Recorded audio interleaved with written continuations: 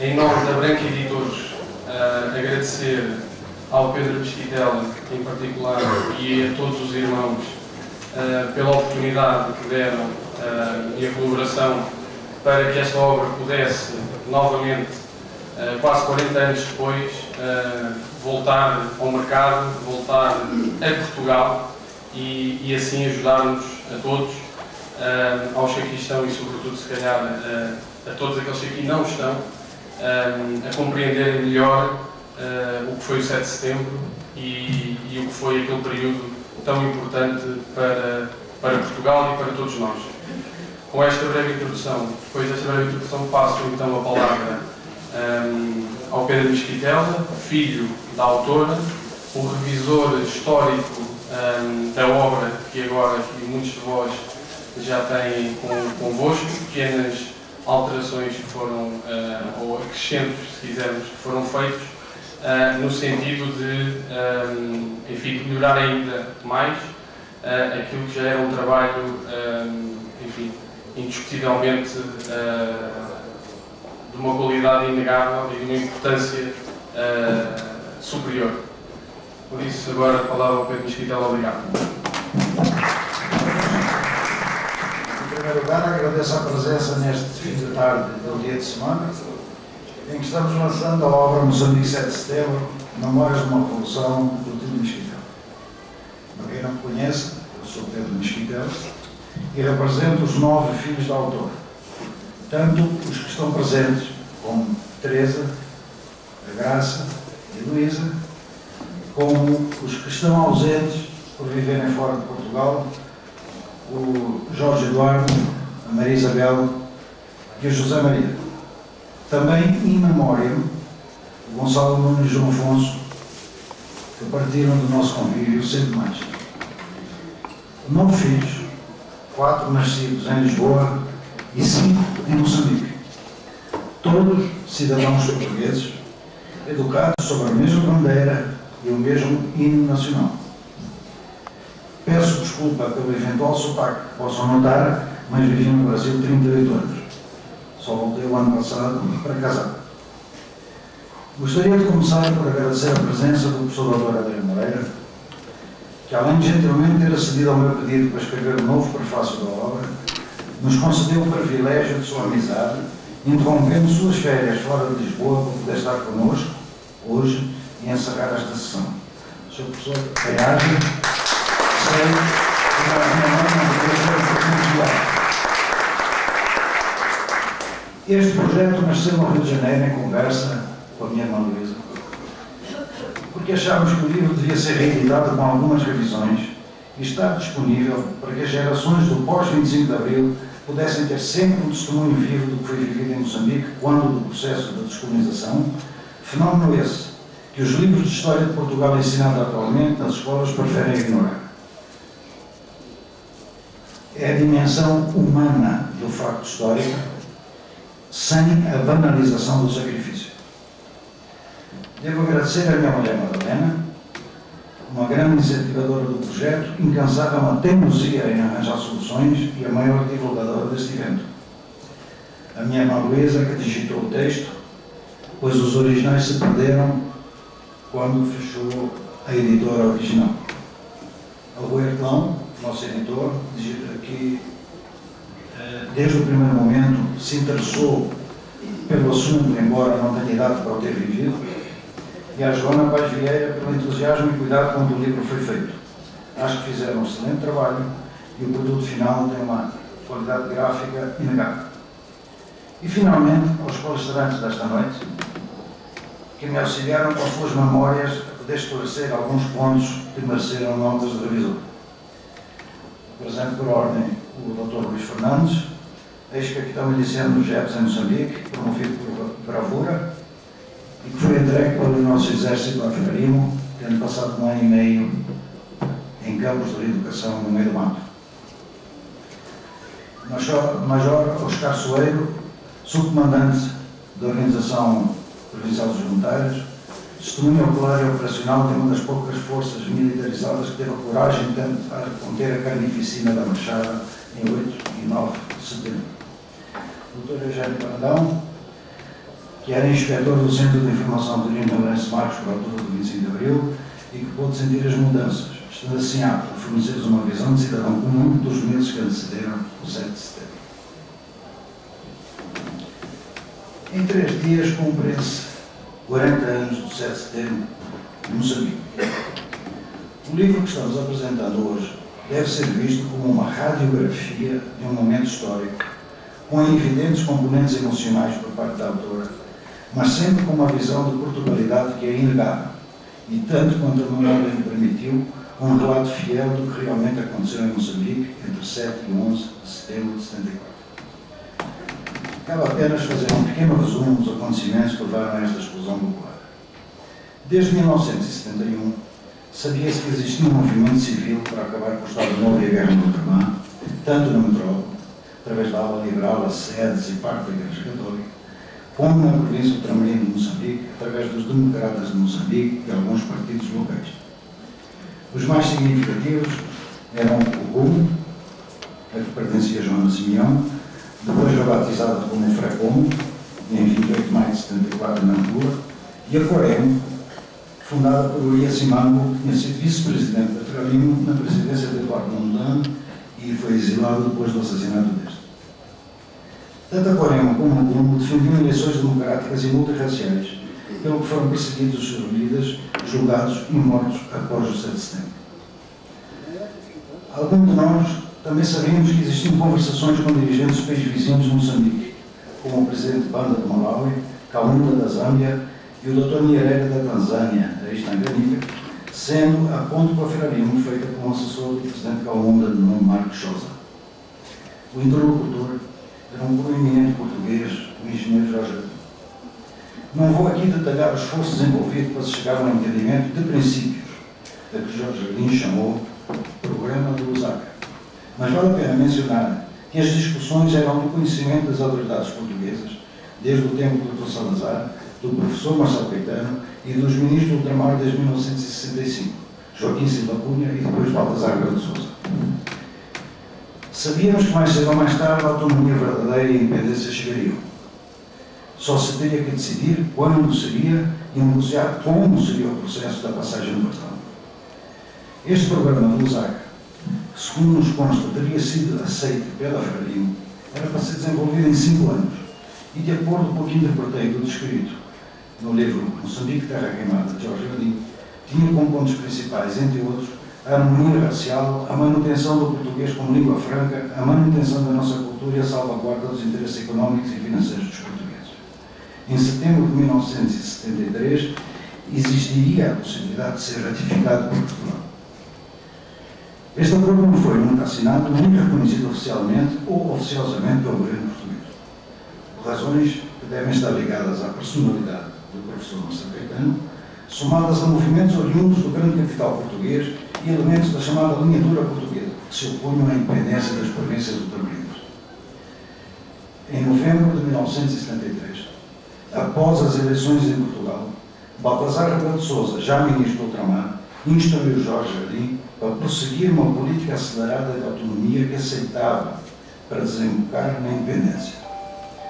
Nesta altura, o professor Marcelo Caetano não fez nenhum reparo ao plano, mas era evidente o seu pouco entusiasmo ou mesmo a sua indiferença em relação ao mesmo.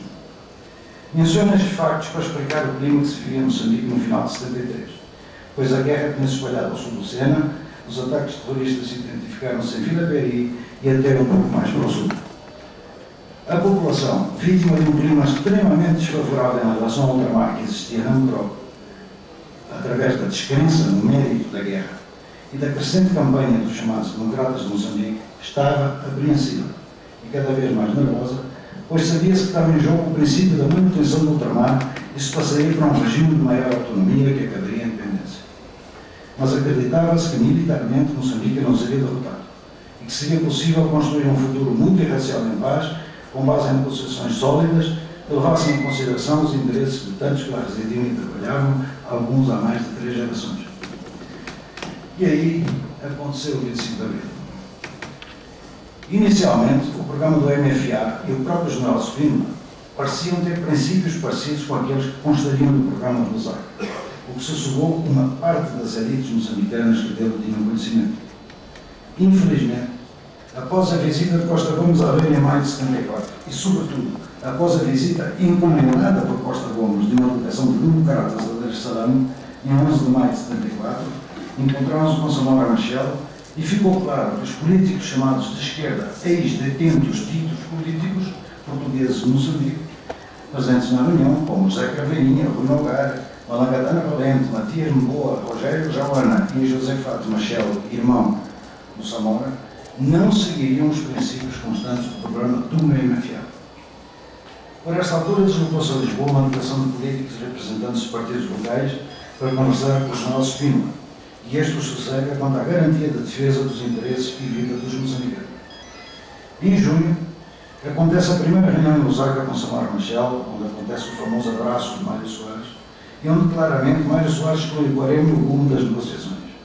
Otelo Sagaba de Carvalho, que esteve presente, insta Mário Soares para ir além do contexto da reunião, informando que as nossas tropas já estão organizadas por toda a parte.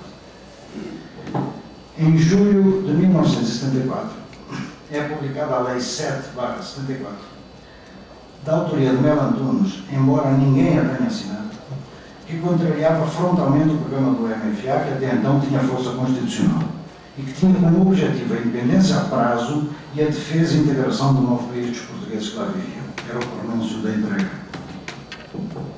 Tudo isso era sabido e publicado nos jornais diários de Lourenço Marques e da Beira. Os jornais de direita, os jornais de esquerda, os jornais do meio, publicavam todos os dias notícias extremamente conflitantes. Cada um dava uma versão e assim se incendiando a opinião pública.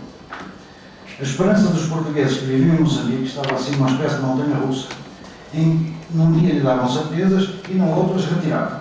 Podemos imaginar o clima que se vivia em Lourenço Marques e na Beira no início de setembro de 1974.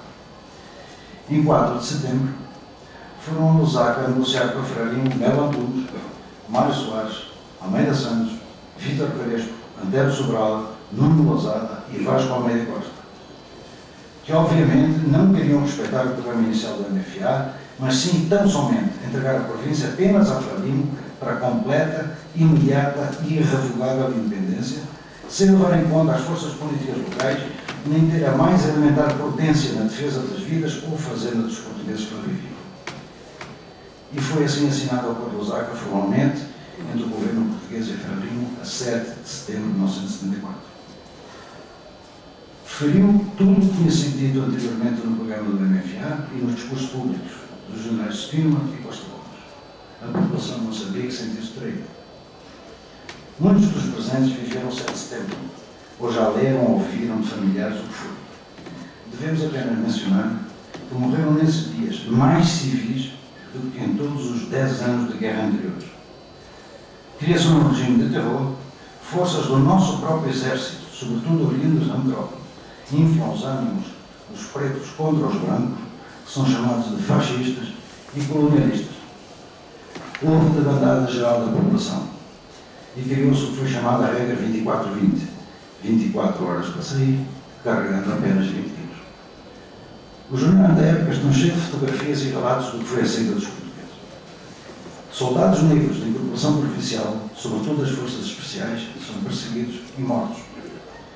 Portugal não soube proteger os portugueses, abandonando-os à sua sorte. Gostaria apenas de citar alguns exemplos do que se diz deste período, obviamente com visões diferentes. Ribeiro Cardoso, num livro chamado O Fim do Império, Memória de um Soldado Português, a propósito do 7 de setembro e da população branca e negra que participou deste movimento, usa adjetivos como nave de loucos, insanidade criminosa e gabarolas com o microfone na mão. Por outro lado, Henrique Terreiro Gaga, no livro Descolonização e Independência em Moçambique, faz a seguinte dedicatória: em homenagem e à memória dos homens e das mulheres e crianças que foram assassinados a Lourenço Marques em 9 e 10 de setembro de 74, dos milhares de vítimas torturadas e mortas nas prisões e nos campos de reeducação de Moçambique após a assinatura do Acordo de Lusaka, antes e depois da independência. Melo Antunes, um mês antes de morrer, em julho de 99, deu uma grande entrevista a um jornal diário português e declarou o seguinte: muitos responsáveis políticos portugueses têm dito que a descolonização foi a que era possível. Acho que não é assim. Considero que a descolonização foi uma tragédia. Foi uma tragédia a forma como a descolonização acabou de se realizar, tal como a colonização foi. Não assumo a responsabilidade do que hoje lá se vive. Isso tem a ver com os movimentos e os seus líderes. Assumo a responsabilidade das negociações para a descolonização não terem sido conduzidas de modo a evitar situações que acabaram por descambar naquilo que hoje existe nos ex-territórios portugueses. Manuel Moura, peça importante do MFA em determinada altura, diz: de facto, a descolonização foi feita na defesa dos interesses políticos e estratégicos da União Soviética, de seus aliados e de seus movimentos no terreno. Foi contra os interesses de Portugal, dos portugueses residentes nos territórios sob a nossa administração e contra os interesses das populações. O coronel paracatista Sigfredo Costa Campos, comandante dos GEPs em Moçambique, Grupos Especiais Paraquedistas, diz: provam a inequívoca intenção das forças internacionais no pseudo-revolucionário processo de Abril, desencadeado com o objetivo de nos impor o vergonhoso abandono dos territórios africanos, onde, além de termos causado o caos e a destruição, fomos pouco responsáveis pela morte de milhares de pessoas. E ainda há quem descuidadamente afirme que a Revolução de Abril foi uma revolução sem sangue. O general Spínola, ao dar posse a um governador-geral de Moçambique, em 11 de junho de 74, para que o Dr. Soares de Melo, que ficou apenas 45 dias no cargo, dizia, em 11 de junho de 74, o que hoje se entende por independência imediata seria a mais gritante negação dos ideais democráticos universalmente aceitos e nos quais se inspirou o MFA. No seu livro, País Sem Rumo, ele completa: a Frelimo estava consciente que seu poder residia essencialmente, não nas suas estruturas, mas na direção da esquerda militar portuguesa, disposta a impor ao povo moçambicano, proporcionando-lhe a organização política ou militar que nunca conseguiria alcançar nas 25 de abril. Deixo a cada um tirar as suas conclusões. E espero que a leitura do livro Moçambique 7 de setembro ajude, como um documento biográfico, a possibilitar que um dia, com o distanciamento necessário que a história exige, se possa realmente escrever a verdade sobre o golpe do 25 de abril e sobre a nossa descolonização. Muito obrigado. Esta bandeira que está em cima da mesa foi a última que flutuou no Rádio Clube Português, no Rádio Clube de Lourenço Marques, quando se deu a desocupação, e foi trazido pela família do Dr. Gonçalves Quintela, a salvo que está aqui entre nós. devo à velha amizade e irmandade de armas que me liga ao meu querido camarada Dr. Pedro Mesquitela, o prazer e a honra de tecer algumas considerações sobre os acontecimentos relatados no livro de memórias escrito por Dona Clotilde Mesquitela, em Valora e editado por iniciativa do seu filho. Embora no papel de ator secundário do período dramático que constitui os anos de fim de Portugal, tive a oportunidade de participar ativamente nas derradeiras campanhas ultramarinas das Forças Armadas Portuguesas e na defesa dos últimos redutos da resistência nacionalista face à calamidade nacional que teve a sua origem no nefando golpe de Estado militar ocorrido em 25 de abril de 1974. O que aconteceu nessa sinistra data e nos dias e semanas subsequentes pode e deve considerar-se simbolicamente como o arrebentamento de um cano de esgoto. Quando tal situação acontece, só surge por sabotagem ou falta de manutenção, sendo que a sabotagem é muitas vezes facilitada por uma culposa falta de vigilância e prevenção. E que vigilância e prevenção se poderia esperar de um poder em má hora entregue a um homem que já em dezembro de 1948, em carta dirigida a Salazar, Alfredo Pimenta definia do seguinte modo: o Sr. Marcelo Caetano foi nado, fadado e criado para ser o que é esse da situação atual, que lhe confiar no governo. E o velho mestre do nacionalismo português acrescentava, na mesma carta, devo-lhe dizer o que penso e preveni-lo do que se me afigura fatal, e não me tenho enganado muito nos meus vaticínios pessimistas. Foi perfeitamente certeiro.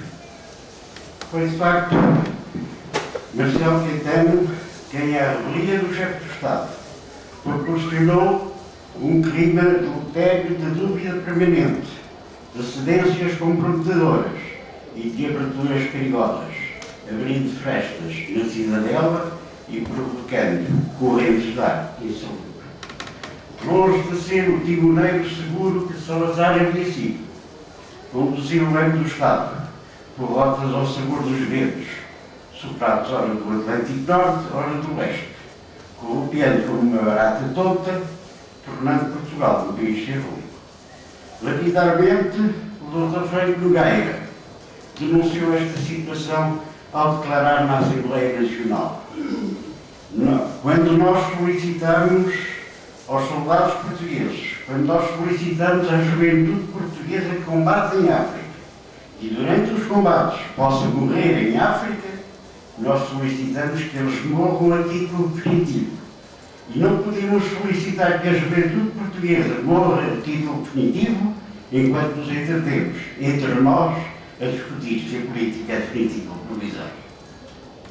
Foi, portanto, Marcelo Caetano quem provocou o desastre do 25 de abril, com a sua, cito, política equívoca, mestiça, for de cores, para não dizer camaleónica, segundo a feliz definição de Alfredo Pimenta, já descrita em 1948.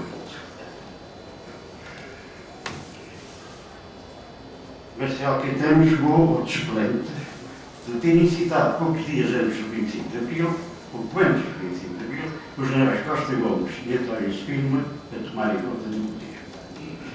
Quando, fatalmente, mercê de uns capitães cansados da guerra, esses generais encabeçaram um golpe de Estado militar.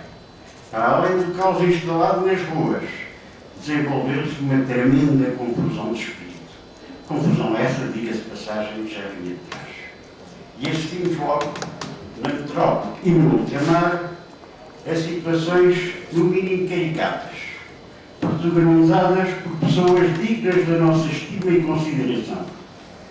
Assim, logo que teve notícia da tomada de posse por militar, da tomada do poder por militares em Lisboa, o meu prezado amigo, Dom Francisco de Bregues Panuda, capitão miliciano dos grupos sociais paraquedistas como eu, encontrando-se em missão na zona de operações de Tete, vai ter com o coronel Rodrigo da Silveira, que comandava aquela zona em Moçambique, para lhe manifestar o seu contentamento e a esperança que os militares que tinham tomado o poder em Lisboa iriam agora aumentar o fornecimento de armamento com destino a Moçambique. Obnubilado pela figura teatral do general Monótono e Pingalim, viu-se desenganado pelo coronel Ribeiro Rodrigo da Silveira, que lhe disse peremptoriamente, mas não percebeu que é o fim do Império. Como esse valoroso combatente nos mares de Moçambique, que, reconhecido o seu erro da avaliação, continuaria o bom combate, outros combatentes regressados à metrópole tentaram resistir à maré vermelha que se vislumbrava. Mas, dada a conclusão desses tempos, fizeram-na atabalhoadamente. Alguns que haviam sempre pugnado por uma orientação intervencionista criaram em cima do joelho o contrário daquilo que haviam defendido, o movimento federalista. Outros, cuja fidelidade aos princípios da tradição fora seu local de batalha, criaram o Partido Liberal. Tudo isso feito com a estafada desculpa de que não é com vinagre que se apanham moscas. Mas esqueceram-se que quando uma pessoa não fala como pensa, acaba por pensar como fala. Daí muitas e inesperadas mudanças de posição. Quem percebeu instantaneamente o drama que se estava a viver foi o Dr. Jaime Nogueira Pinto, já então incorporado no Exército, que relata no seu livro Portugal dos Anos do Fim, recentemente reeditado, cito: o pessimista, ao ver passar no topo norte do Campo Grande, sob chuva que o tinha, empoleirados nas vermelhas, os galuchos vitoriosos, que dão gritos e vivas, saudando não se sabe bem quem, comenta com amargura: Portugal acabou. Mas para Franziano El Rei Dom Sebastião, quando viu perdida a batalha real de Alcácer Quibir, morrer sim, mas devagar. E por isso fomos muitos, os que não abdicámos, não capitulámos, não nos rendemos, não voámos ao socorro das batalhas dos nossos inimigos, continuámos a lutar, a resistir aos ventos da insânia. Foram muitos os momentos altos dessa guerra. Um dos mais marcantes, para não dizer espetacular, foi o movimento de 7 de setembro de 1974 em Lourenço Macho, que logo se refletiu em todo o território da província de Moçambique. Esse acontecimento histórico que Dona Clotilde Mosquitela nos relata, hora a hora, com a emoção de quem viveu essas longas horas junto do seu marido, Dr. Gonçalo Mosquitela, na sede conquistada do Rádio Clube de Moçambique. Ela descreve, nesse livro de memórias, com um agudo sentido de observação, as peripécias da ocupação e utilização dos locais, das sucessivas reuniões dos elementos mais responsáveis e experientes, dos contactos estabelecidos através dos telefones que ela própria coordenou, do estado de espírito do chefe do movimento e dos voluntários que espontaneamente se apresentaram, dispostos a tudo para continuar Portugal, nessa trincheira da honra lusitana. No prefácio à primeira edição, escrito pelo saudoso Abel Tavares de Almeida, podemos interiorizar o que ia na alma de Dona Clotilde Mosquitela. O 7 de setembro foi o dia mais longo da nossa história. 62 horas vividas na plenitude da esperança e da angústia, na euforia da vitória e no sombrio desespero da derrota de Portugal, vitoriado até ao assombro pelas vozes de pretos e brancos, defendido até a exaustão pela exaltação de pretos e brancos. Na densidade deste arranque e na agonia dessas lágrimas, foi também o derradeiro abraço da nação, da que partia para o exílio e da que ficava como permanente penhora de fidelidade e de sofrimento. Este livro contém a cronologia dos acontecimentos que iluminaram melhor que esclareceram essas horas, o seu Tedeum e o seu Requiem, como um ritual litúrgico. Nele se oficia a alegria e a tristeza, a infusão e a dor, a esperança e o exílio. Homens, mulheres e crianças, pretos, mestiços, indianos, novos e velhos, iluminados de fé ou crispados de ódio, condensaram Portugal, uma multidão paramentada para um destino trágico. Os antigos soldados envergaram os seus camuflados. As crianças vestiram-se de branco para festejar o amor que os tornou vigilantes e a indignação que os tornou ferozes. No fim de 62 horas, as mães arrebataram os filhos. Os maridos correram ao lado das mulheres e procuraram a margem do país que os rejeitava o sacrifício que o redimisse. De passagem por sua casa, o Monte Atalaia, em Vila Salazar, na Tola, preparando-se para seguir para um exílio que duraria o resto de sua vida, Dona Clotilde atendeu por lado, conforme relata Abel Tavares de Almeida. No declínio, cito, no declínio desse dia mais longo, quando já a esperança se sufocava em perseguição e sangue, eu, e como tantos outros, recheava de longe, na patética vigília de cadáver de Portugal, fiz uma ligação para esse querido e longínquo Monte Atalaia. Está tudo perdido, mas foi lindo. Foi o que a minha ansiedade recolheu da voz cansada, mas sereno e firme, de Clotilde Mosquitel. Bem poderia ter acrescentado: está tudo perdido, menos a honra, como disse o rei de França Francisco I, depois de ter perdido a Batalha de Pavia. Em anexo, a autora publicou umas notas esclarecedoras sobre algumas pessoas e organizações referidas no texto. Os comentários e juízos que ela emite em relação a algumas personagens dessa tragédia pecam por excessiva benevolência, procurando encontrar, por caridade cristã, circunstâncias atenuantes para o seu desonroso comportamento. Das pretensas boas intenções desses calculosos amigos da onça, ficou o inferno cheio.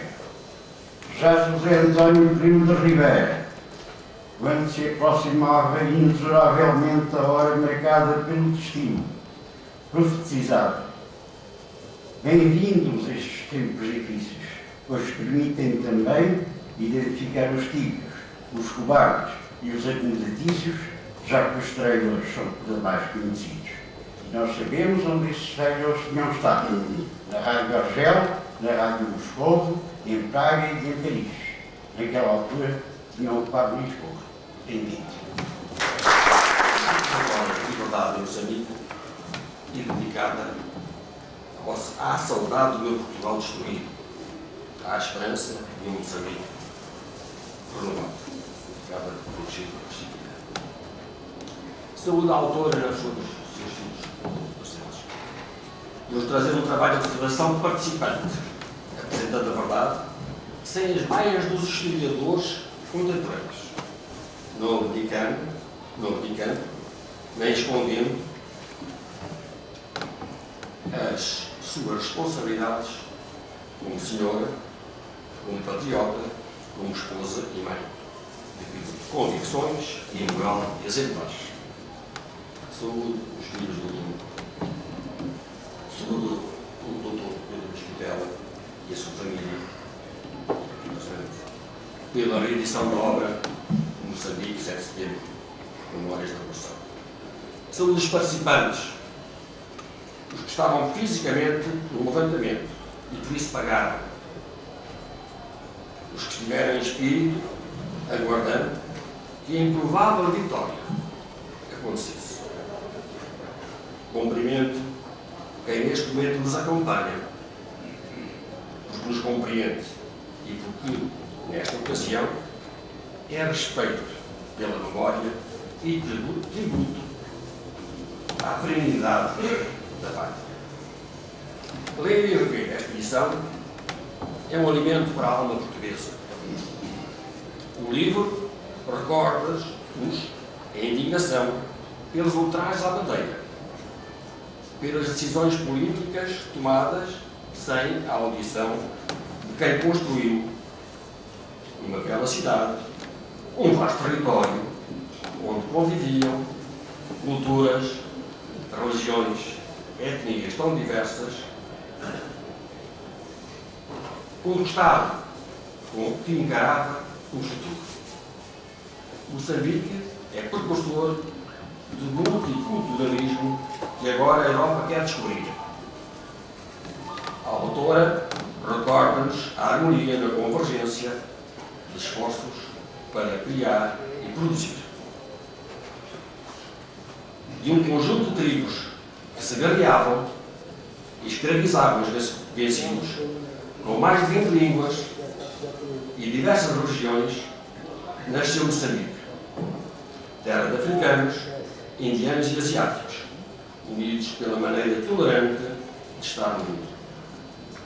Portugal traçou e defendeu as fronteiras de Moçambique, deu cidadania e o responsável, civilizou e construiu progresso. Deu a língua e ministrou instrução, civilizou. Construiu infraestruturas invejáveis, lançando o essencial para o desenvolvimento económico e humano. Em 25 de abril de 74, fui ao aeroporto esperar o Dr. Luís Fernandes. Não completamente perplexos, encaramos a revolta dos capitães como um golpe, um desastre, nas suas palavras. Eu atrever-me a chamar mais uma golpada, porque a base de tudo isto é pecuniária, é firme. Na verdade, todos os ingredientes para a revolta estavam reunidos. A 13 de julho, no ano anterior, foi publicado um decreto aprovado por Saviano Arguello, ministro do Exército, que, perante a escassez de capitães dos quadros permanentes das Forças Armadas, previa a integração de milicianos. Em contestação às forças militares em Ilhabéry e na Beira, precipitaram os acontecimentos. Os sãos, os heróis do ultramar, não podiam deixar de ficar ofendidos, dolorosamente magoados. Estes foram os verdadeiros, rastidos por uma dura contestação e desagrado da classe militar que precipitaria o fatídico 25 de abril. Um golpe de Estado que arruinaria Portugal e Moçambique. Morreram mais na guerra, mais do que na guerra, sem glória, mas atraiçoados. Até a economia foi esbanjada. O ouro dos nossos magariças, que sustentavam o escudo, desapareceu. O desenvolvimento estagnou. Portugal foi para a cauda da Europa e atirou Moçambique para a cauda do mundo.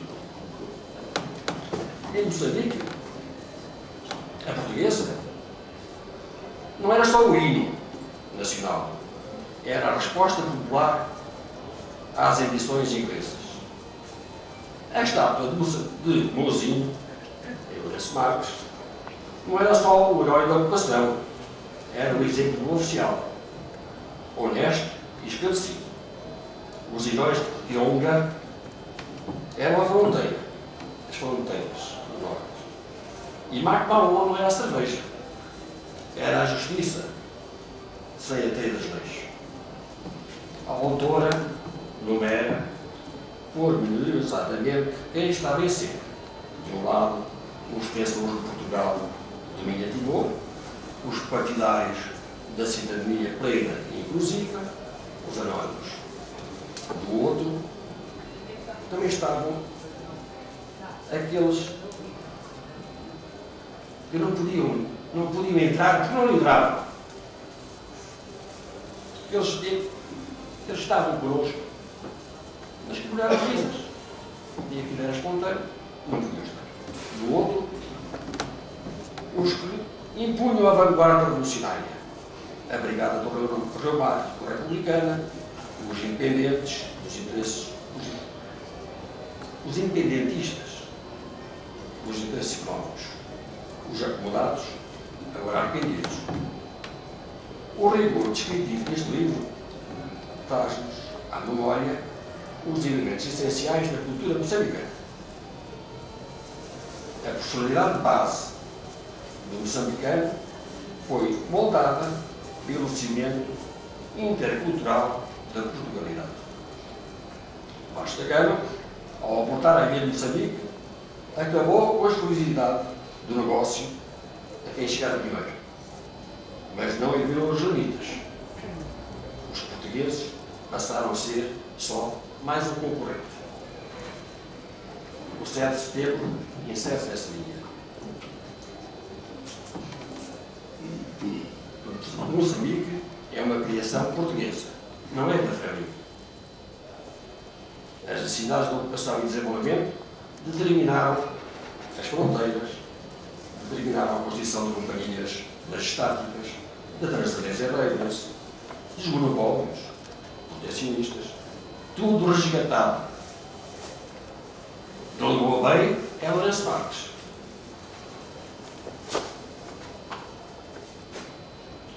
Maputo, uma circunscrição, uma bela praia. Os portugueses em Moçambique não estavam politizados. Havia a ANP que designava os deputados, os escolhidos por serem os melhores das forças vivas.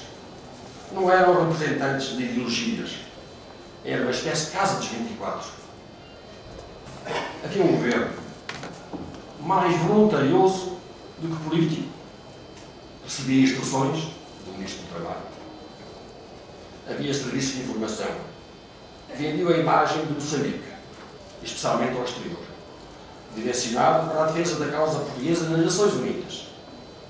Utilizava o convite a personalidades influentes do mundo. Havia várias polícias.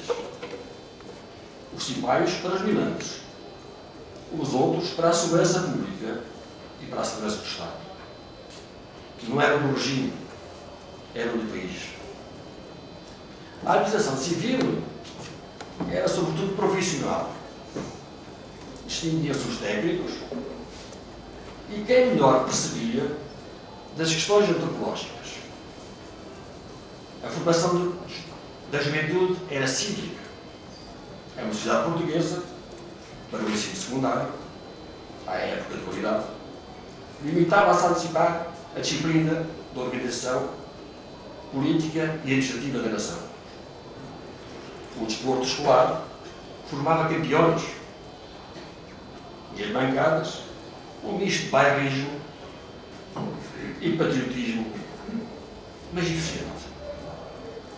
A sequência natural eram as Forças Armadas e a Defesa Civil. Aí as opiniões eram cultivadas, dos ultras aos filocomunistas. Havia jornais e rádios que cumpriam os seus deveres. Informaram, jornais políticos, com renovação, divulgavam as vitórias do regime e unidade. Liderado pelo saudoso Abel Tavares de Almeida, que defendia a Portugalidade. Para as questões de defesa nacional, funcionava a censura. Na situação de guerra, não havia lugar para a política. As opiniões eram toleradas, mas reservadas a círculos muito restritos. O estado de guerra é avesso a demasiadas dúvidas. Os trabalhadores trabalhavam, os estudantes estudavam e os militares defendiam o território. Não havia temas fraturantes, não havia voluntários, não havia descabeçados. Lourenço Marques sofreu um sobressalto. com o comportamento do exército português em Goa. Em Alcácer de Quibir, fomos derrotados. Em Goa, abandonamos. Em Moçambique, recebeu os joelhos, escaparam e começou a desconfiar da tropa. Depois percebeu o que era a descolonização. Aprendeu com refugiados do Congo belga e com matança no norte de Angola. A reconquista de Navago e de Lucaba redimiram a imagem e compromisso das Forças Armadas com a nação. Mas era preciso estar atento. O 25 de abril foi a demonstração que não se podia fiar de tropa. Deu relevo à opinião de cada um individualmente. Cada um individualmente tinha que defender os seus interesses. É o conceito económico da mão invisível. O resto passou a ser o interesse de maioria. O interesse nacional e a estratégia foram relegados pelo tempo. Este comportamento está perfeitamente plasmado na obra agora reeditada. É um relato fiel das forças em processo e das suas motivações. Para africanos negros, a única solução era a adesão à Frelimo, com a morte. A política era a comissão dinamizadora, local para procurar prebendas, já que se previa que, para além dos lugares abandonados pelos quadros, muitas vagas de comissários políticos e o compadrio livraria essa situação profissional. Os machambeiros, os funcionários, os comerciantes e os industriais tiveram algumas opções. Os arribistas colaram-se aos vencedores. Os politicamente ignorantes procuraram sobreviver. Os mais informados escaparam ao colapso fugindo. Por isso, o 7 de setembro foi um movimento nascido da imigração. Foi um movimento espontâneo. E foi dado como inconsequente. Mas, há bocado, foi repetido, foi vindo, como diria a autora. O 25 de abril não podia vingar esse amigo. Era um movimento militar de capitães desconhecidos que pretendiam fundamentalmente proteger a sua carreira hierárquica, baseada no tempo de serviço e no monopólio formativo. O 25 de abril impôs-se pelas armas. Em Moçambique, o exército contingente metropolitano era apolítico, controlava a quadrícula, enquanto as tropas locais e especiais, mais modernizadas e tecnicamente preparadas, iam vencendo a guerrilha. Os problemas operacionais derivavam do tipo de guerra. Enquanto em Angola havia guerrilheiros a 20 km de Luanda, todos sabiam. Em Moçambique, a Frelimo limitava-se a por minas. O exército morria ou ficava estupiado. Não sabia para onde atirar. E na ideia era pior. O inimigo estava bem armado e atacava. A quadrícula defendia o acampamento, mas defendia, sobretudo, a sua pele, porque tinha a consciência de que a terra nada valia. Estes condicionalismos eram favoráveis à desmoralização dos soldados, fechados durante 2 anos sem ver ninguém. Os oficiais passaram a ser marcianos com escolaridade superior, doutrinado nas associações académicas e estatuto pessoal conquistado em faculdades, não no ginásio nem na carreira de tiro. O serviço militar era altamente negativo para as suas carreiras profissionais. A isto acrescente-se o medo da invalidez ou da morte prematura. Este ambiente é propício à doutrina pacifista, à culpabilização do regime. Os que o apoiavam a guerra sempre podiam ir para as tropas especiais. As consequências desta postura estão perfeitamente retratadas no livro Moçambique 7 de setembro. os oficiais ou se desculpabilizavam com o tempo dado ao governo para resolver politicamente a situação, ou preferiam ir embora. Mas não lhes bastava qualquer 24 vinhos, como aquilo que foi explicado. Queriam o primeiro avião e 10 quilos na mão. A independência de Moçambique é obra do MFA. Os episódios relatados no livro demonstram o 7 de setembro foi uma batalha que se perdeu, mas não foi uma batalha perdida. A dimensão que temos presente surge numa altura em que parece ter-se alcançado um dos objetivos do levantamento popular do 7 de setembro. Foi anunciado o cessar-fogo entre aferismo e ordenado. E se as trevas, desta vez, se efetivarem, o regime comunista, que foi pelo MFA entregue após 40 anos, dá passos no sentido do pluripartidarismo. Tardou demasiado, é certo.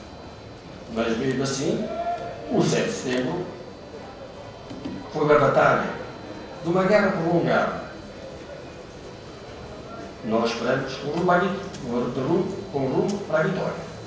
Não foi total, não foi ideal, mas pragmático. O cimento social da Portugalidade não se desfez. O 7 de setembro continua. Os portugueses enterraram o MFA. Os moçambicanos enterraram o pensamento único. As batalhas trazem muitas baixas. No 7 de setembro foram muitas. Além dos mortos, foram os danos colaterais.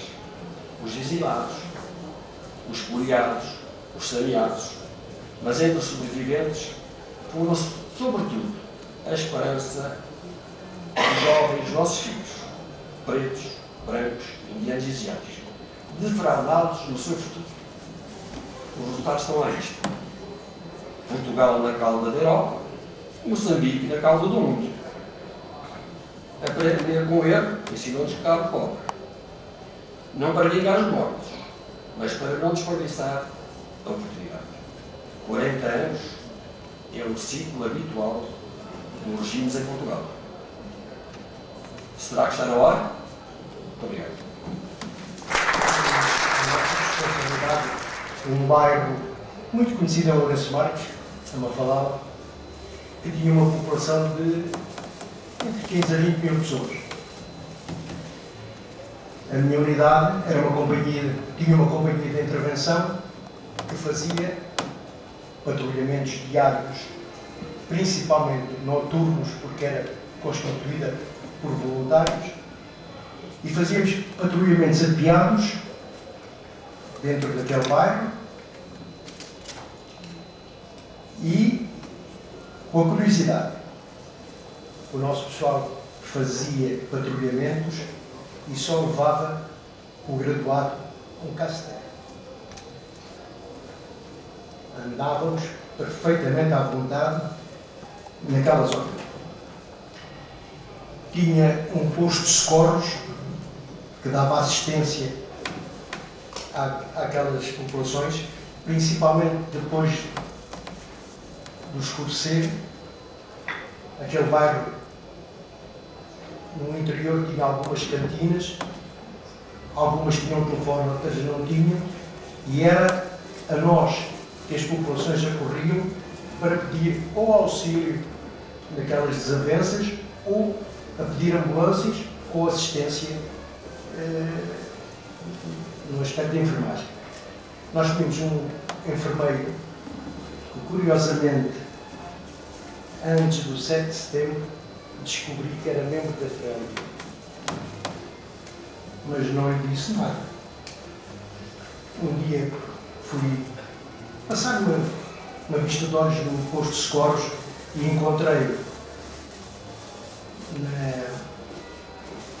no aparelho que fazia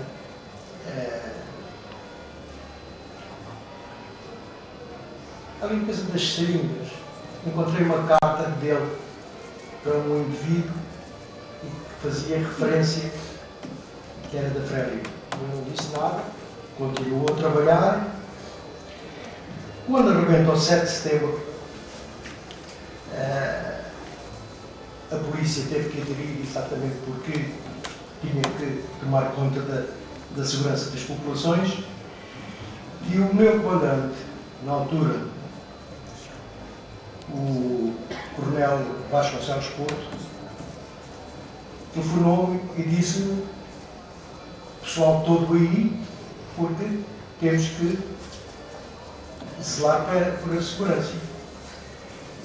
Eu chamei o enfermeiro e disse-lhe: vais a casa buscar fardamento e roupa interior, porque a partir de agora estamos aqui até isto acabar. Assim foi.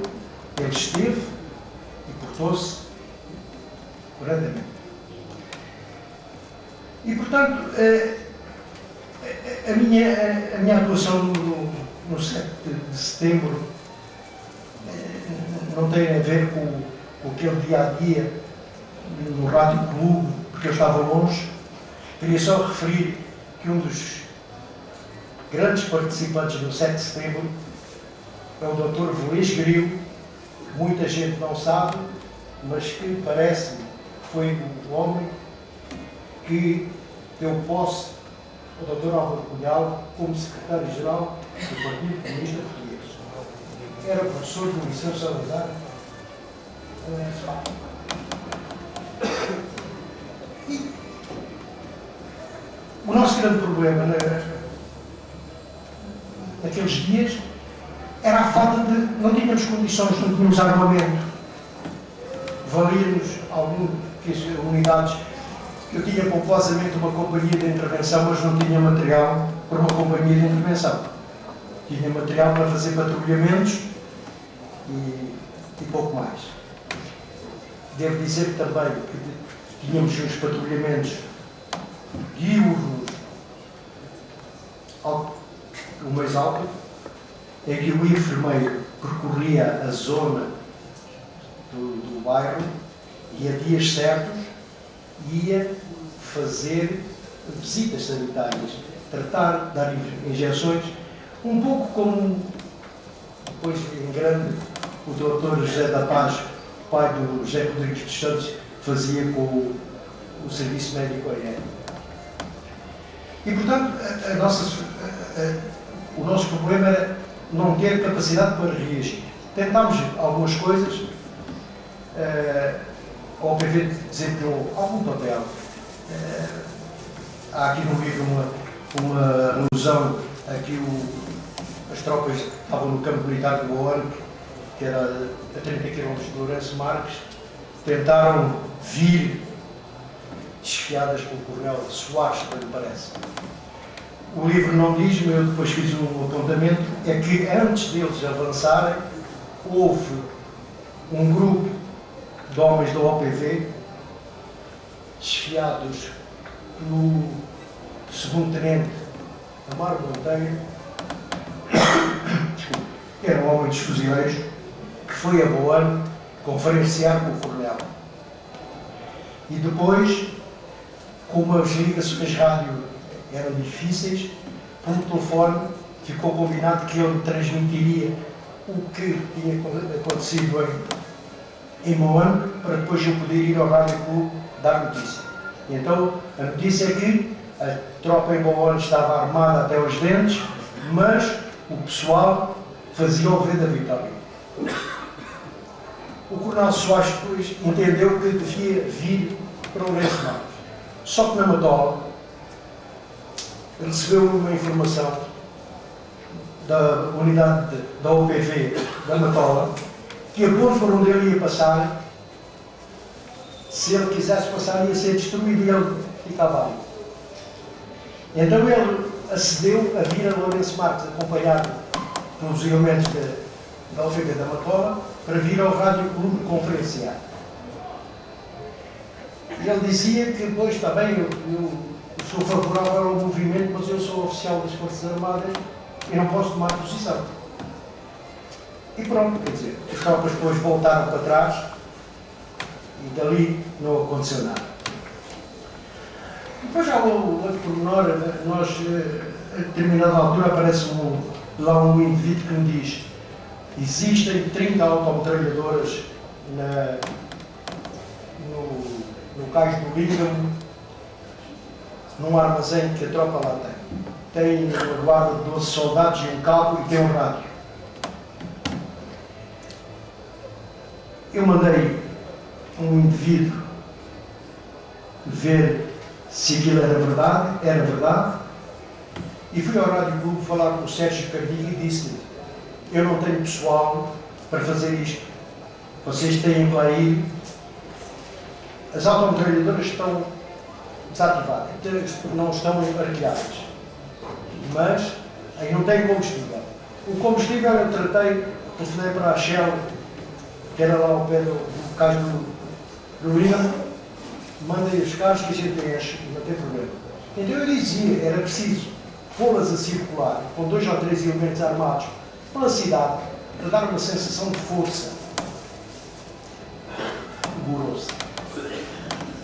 Aquilo no Rádio Clube era um bocado complicado, a sala de operações era no salão de festas, aquilo toda a gente falava e toda a gente gritava e tal. Bom, depois apareceram 2 guardas fiscais, foram lá ter comigo e disseram: Sr. Comandante, nós temos 100 G3 com dotação completa no comando da Guarda Fiscal. Se quiserem, fizeram um croquis do edifício do comando da Guarda Fiscal, com a indicação onde era a arrecadação de armamento, e disseram: nós vamos entrar às 8 da manhã. Isto estamos a falar do dia 8. Podem lá ir, mas não batam com força. Queria que nós tivéssemos a sensação de assaltar aquilo e tínhamos 100 G3 com dotação completa, que era um luxo. Eu mandei ver se era verdade, mas também não se foi buscar. Depois havia também um armazém nos Correios que tinham uma força de autodefesa, também tinham umas pistolas metralhadoras 40, se bem me parece, e não foi possível também lá ir buscar. E portanto o nosso drama era realmente estar subordinado à pressão do movimento, as populações. E atenção que os voluntários que constituíam a minha unidade,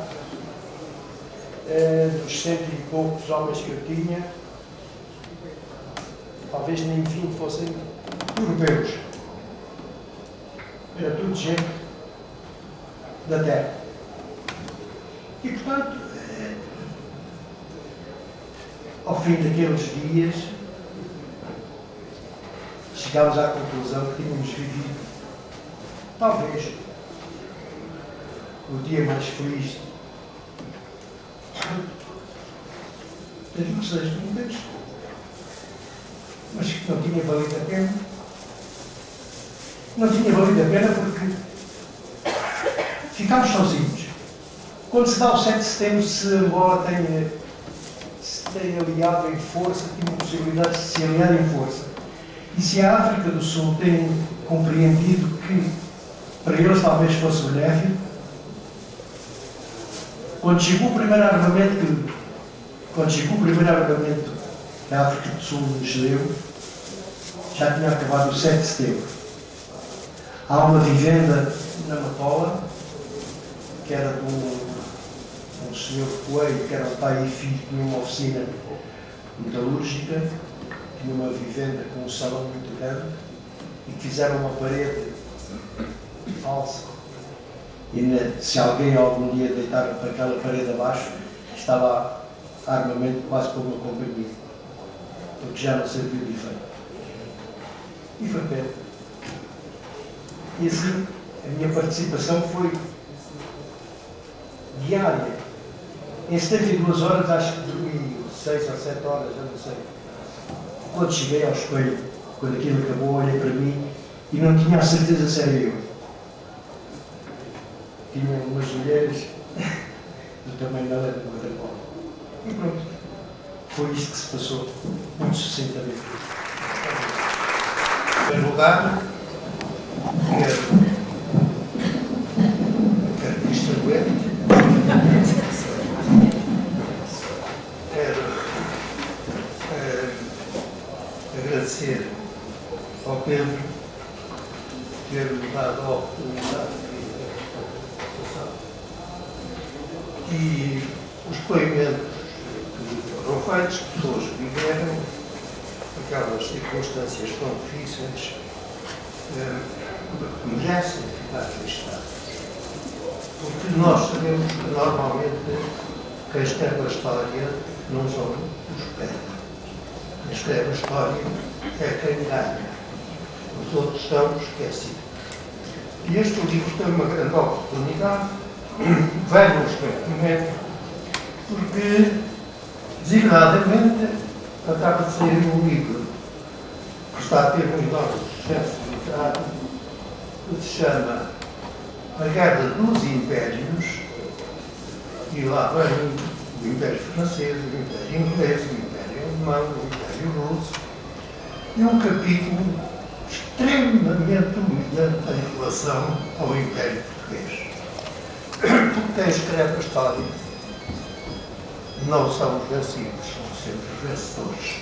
Mas, de quando em vez, aparece um depoimento como este, e nós já falámos suficientemente do participaram pessoalmente nesse movimento do 7 de setembro, mas eu gostaria de dizer umas palavras sobre a autora e sobre o Esquitela, seu marido,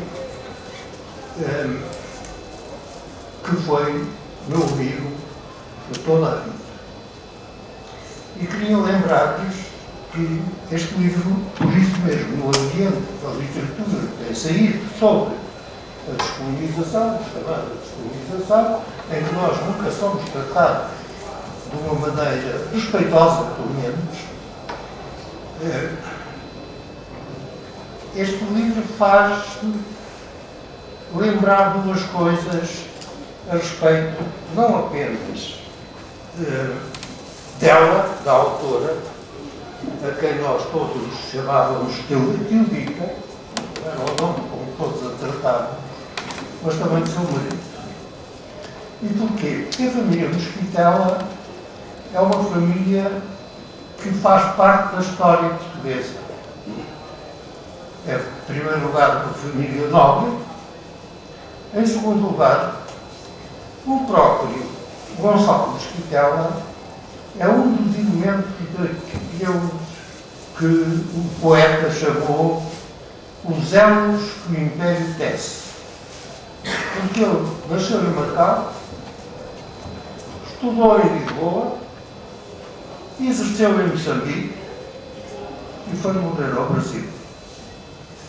Ele prestou serviço em todo o Império. E ainda teve tempo, depois da vida de sacrifício que representou este trajeto, de deixar uma história do único território que ainda hoje está na nossa memória a dignidade com que a bandeira portuguesa foi ativada. A história de Macau. Ficava dele ao Gonçalo. E há uma coisa que não é salientada porque não consta, e é o facto de o Gonçalo Mesquitela ter tomado parte no último Conselho Ultramarino que houve em Portugal, que é com o Tribunal Militar, que foi extinto, o Supremo Tribunal Militar, era o organismo mais antigo da administração portuguesa. E nesse último Conselho Ultramarino, que era de Portugal, e eu que era um partido meio de eu chamo de estou aí. Nesse último Conselho Ultramarino, que é um documento importante, um pouco forçadamente esquecido, eu tive a honra de presidir esse Conselho, aquilo que o Gonçalo já defendia nesse tempo é expresso de uma maneira, do ponto de vista da beleza da língua portuguesa, neste livro, que é o resumo mais poético de qual era o pensamento destas gente. Eu vou lembrar essas palavras que resumem o que era o pensamento desse Conselho, onde ele foi, da qualidade de deputado de Moçambique, um grande interventor no sentido de haver uma evolução necessária, exigida pelos tempos, e que ela conseguiu condensar neste texto, que eu considero lindíssimo.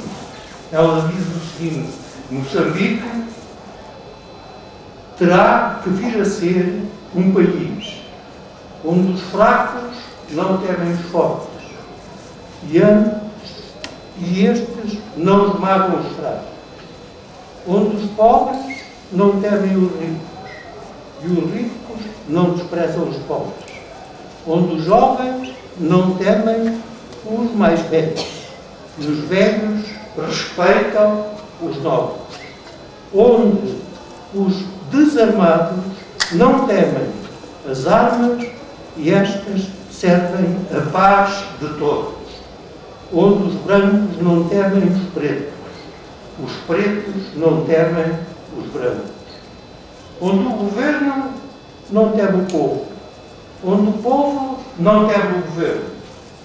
Um país novo e forte, Moçambique, que todos nós desejamos antes, durante e depois do 7 de setembro, e pelo qual a luta continua. Isto veio a ser depois resumido por um dos homens do nosso tempo, que eu acho que tem alguma santidade, ou tiveram alguma santidade. Foi Mandela, que, quando ocupou o poder, disse: somos todos sul-africanos.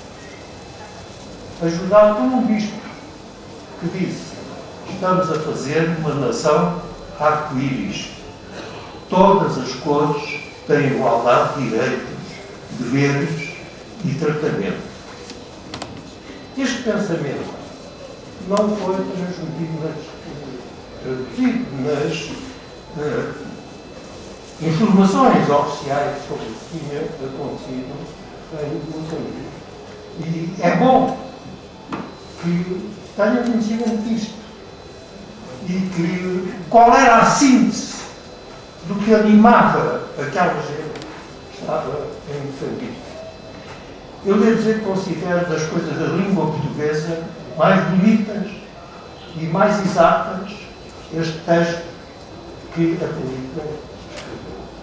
Eu devido à amizade de me ter enviado o texto ainda datilografado. Bom, e tive uma honra enorme em me terem pedido para escrever um pequeno prefácio em que procura ser tão bonito quanto possível em face da importância do texto em relação à história portuguesa. E deu-me também, naturalmente, a alegria a circunstância de, entre as pessoas que aqui estão, que fizeram um depoimento sobre este acontecimento, estão dois antigos alunos meus da velha Escola Superior Mundial. E lembro-me que um deles, que hoje me parece um pouco mais velho, o Luís Fernandes, quando foi chamado para o serviço militar, e eu vou contar isto para mostrar a têmpera que eles tinham. Muito jovem, tinha acabado o curso, e foi procurar, e eu, em geral, acho que recebia-os facilmente todos. e disse-me: o senhor podia escrever uma carta para o comandante militar de Moçambique, que é para onde eu vou, e que era o general Silvino Barros, de Record. E eu disse assim: olha, que nestas circunstâncias em que estamos, não é bem escrever cartas ao comandante militar. Eu digo: igual, na medida que era possível pela estatura que tinha, e disse assim: é que eu quero ser da Força Aérea e tenho receio que achem que tenho uma certa debilidade e não aceitem. Eu quero estar num sítio que seja mais arriscado. E assim fez, manteve-se fiel a essa atitude até ao fim, e a vida dele foi uma frente do partido nesse momento, e gosto de ver aqui, vigoroso, enfrentando o passado, pondo sobre os factos e com a dignidade que merece pelo sacrifício que passou. Mas há outra circunstância, além desta, que não foi referida e que normalmente não é referida a respeito do hospital. E é a importância das mulheres na colonização portuguesa. E as senhoras, a quem eu não me atrevo a dar conselhos, porque todos sabem que temos sempre elementos nisso, devem prestar a homenagem que ela merece pelo seguinte: nós tivemos 3 impérios. O Império das Índias, acabou há certo tempo e o Estado estava falido. Depois tivemos o Império do Brasil, acabou com a independência e o Estado aqui estava falido. Depois tivemos o Terceiro Império, depois da guerra, que ficou a nossa parte do Império Euromundista, acabou em 74 e o Estado, não sei bem a situação em que ficou. Então, um país tão pequeno, com tão pouca gente quando começa estas situações, quem é que aguentou a economia das aldeias, das famílias? Quem é que educou os filhos? Quem é que manteve a identidade do país, se não foram essas viúvas de homens vivos que partiam aos milhares todos os anos? Morriam muitos pelo caminho, mais de metade ficava por lá morto em combates, dos outros voltava quem voltava. Mas a identidade do país cresceu, manteve-se. Tem um passado, tem valores, e elas ensinam-nos que a manutenção desses valores é fundamental. E neste momento, julgo que é bem apresentar o livro nesta sociedade, todos nós amamos, estimamos, porque há uns exageros ainda de ressentimento contra os impérios que não se cala. E neste momento eu estou preocupado, imaginem, não é só com os impostos, estou preocupado com o jardim da Praça do Império, porque há um projeto municipal para acabar com os brasões das antigas províncias ultramarinas, com o argumento de que já não existe isso. Eu tenho receio que a estátua do Gonçalo Quer não se aguente esse fervor de esquecimento, e penso por isso que todos prestam um grande serviço quando escrevem o depoimento dos que não ganharam e não deixam apenas aos que ganharam o cuidado de escrever a história. Por isso mesmo, eu julgo que é preciso também associar a estes depoimentos os que começam a ser feitos por diplomatas nossos. Porque eles começam, sem terem aqueles meios americanos de escutarem o que se passa na casa de cada um, eles têm conhecimento daquilo que foi a intervenção do Estado. E eu tenho esperança mais no antigo livro, nas memórias do embaixador Rosa Lara, que serão apresentadas no dia 7 deste mês, e onde verão muito que aqui foi dito hoje por alguma raiz sócia. E por isso mesmo, em vista da importância que tem este depoimento, da fidelidade aos valores que são o eixo da roda da identidade nacional, eu queria chamar-vos a atenção que a bandeira que está ali foi a bandeira do 7 de setembro.